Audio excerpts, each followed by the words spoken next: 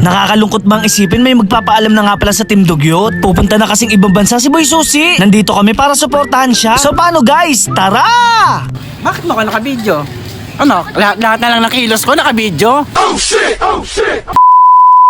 Kaya naman isang araw, pupunta nga pala kami kila Boy Susi. Kasama ko nga pala si Aling Regina. Si Angel nga pala yung gagamitin namin kasi umuulan. So paano guys? Tara!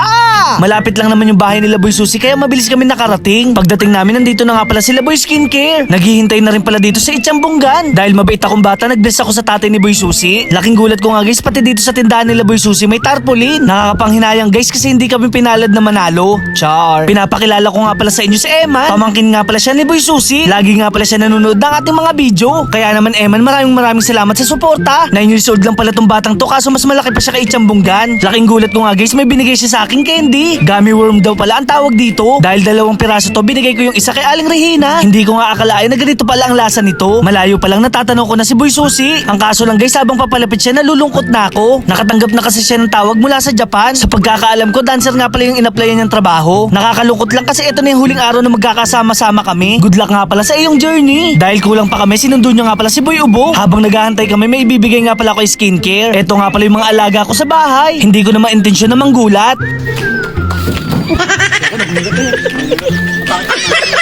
Maya-maya pa ay dumating na rin sila Boy Ubo. Eto na nga pala yung sinasabi ko. Bakit mo ka nakabidyo? Ano? Lahat na lang ng kilos ko nakabidyo? Puro ka content. O di wag isali. Magsama pa kayo na Aling Regina. Ano? Delete nyo ako sa buhay nyo.